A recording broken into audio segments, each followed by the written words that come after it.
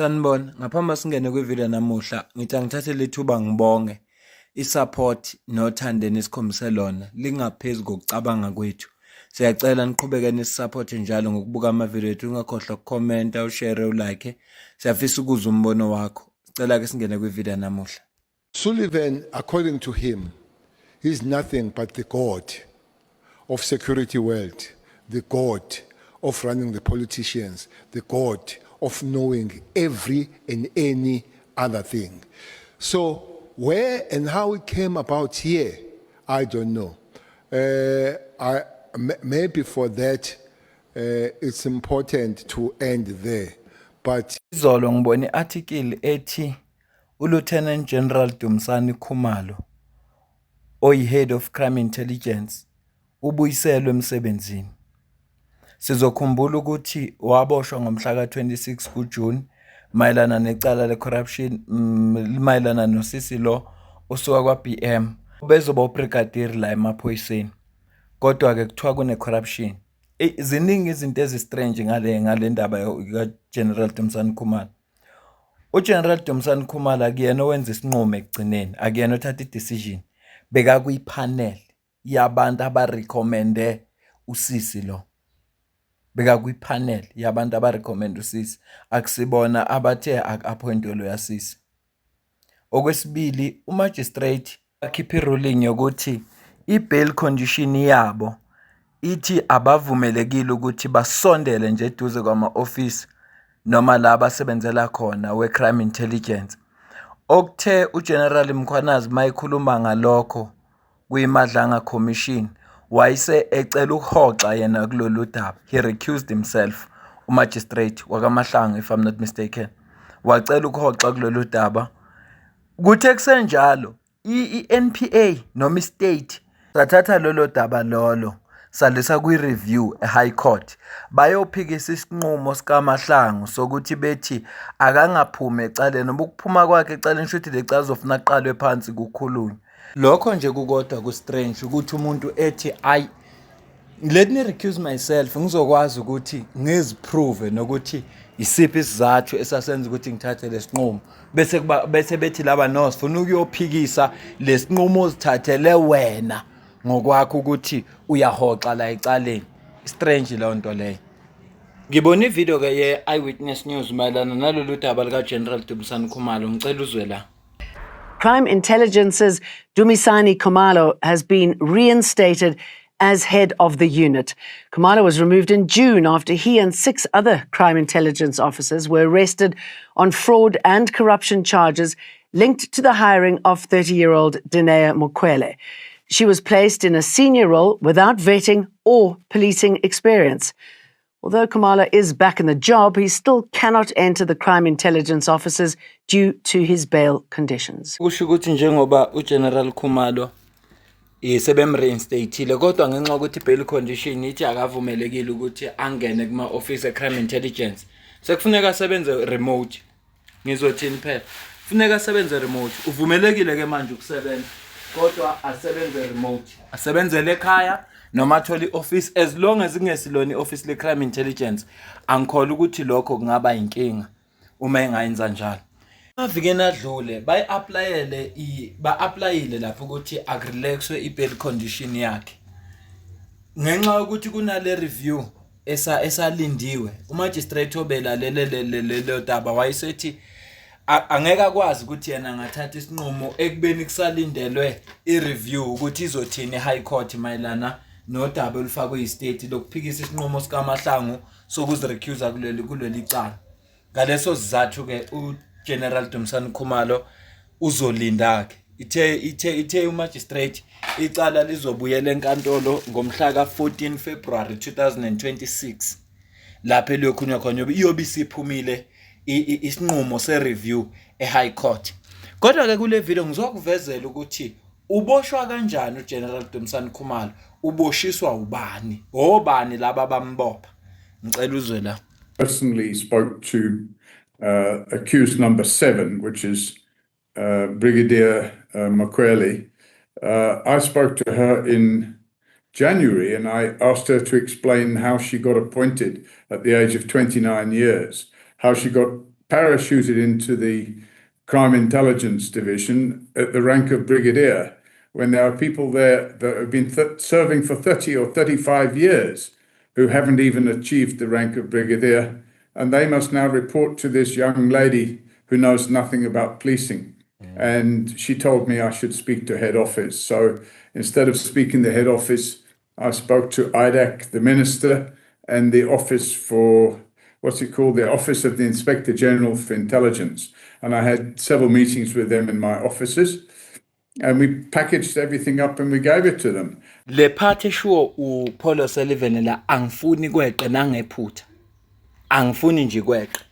Uthi uPaul O'Sullivan abantu akhulume nabo ukhulume no Inspector General of Crime Intelligence wakhuluma no minister uSenzo Mchunu wayesekhuluma neIDAC bahlala kuma office baba ne meeting then ba package everything. Funa wazi ukuthi abantu aba responsible njengoba kuboshwe uGeneral Dumisani Khumalo yilabo abayi3. Ngizokuchazela ukuthi ungena kanjani uAdams kulolu daba. Kodwa laba abayi3 bengeke aboshwe kube bekungahlangananga bona. Asiqhubeke. Honorable Matthys. Thank you, Chair. Mr. Kibindi, just for clarity, the minister, did the minister instruct you to refer the complaint to IDAC? Or you just took it upon yourself to refer it to IDAC?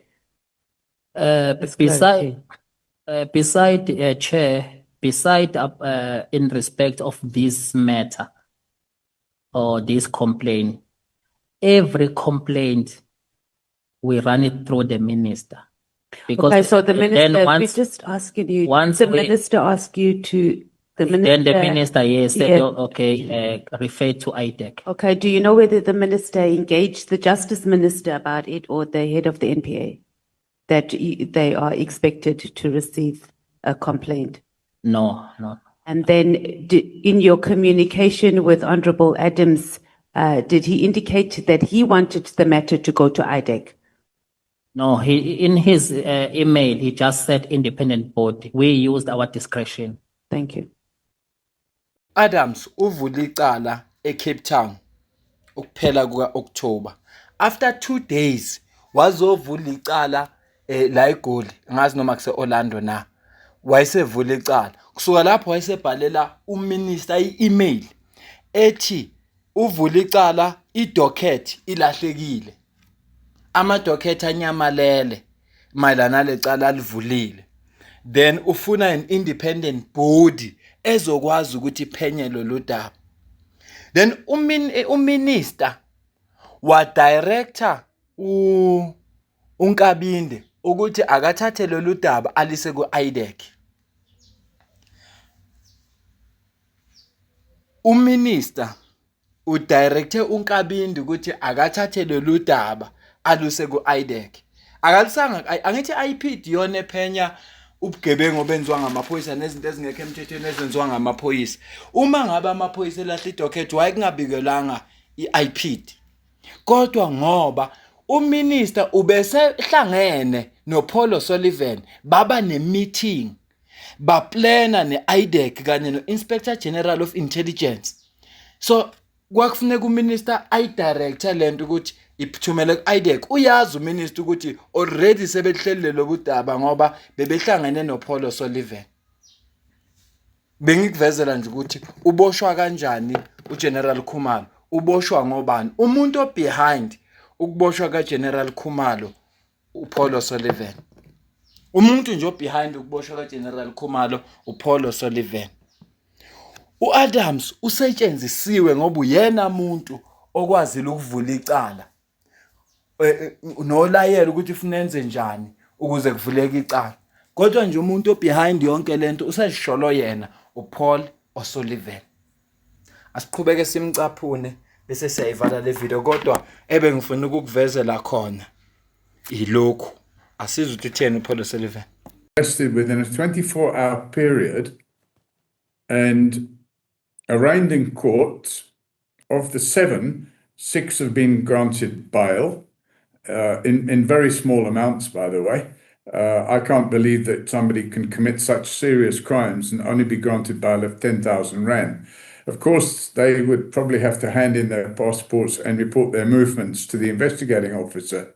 Now, the reality is they will have to stand trial, and my understanding is that the matter is trial ready. So we should see some action here, and hopefully it will re-establish the credibility of IDAC, or the the Investigative Directorate Against Corruption, and it should also establish the ability of the police to have new leadership in crime intelligence, because without a doubt, the current head of crime intelligence has been running crime intelligence in much the same way that Richard Ndluli did. Yeah. And he treated it as a family business. And that's exactly what Khumalo's been doing. He's been running it as a family business, to the extent where there was jobs for anybody that wanted them, and they weren't given jobs as constables and sergeants. They were parachuted in at high rank. And then you see people, for example, we've got all the evidence, going on a junket to Japan, which is nothing more than a holiday, supposed to be a drug trafficking conference. And the person that went, a major general who knows absolutely nothing about combating drug trafficking. So you end up with these square pegs in round holes. Yeah.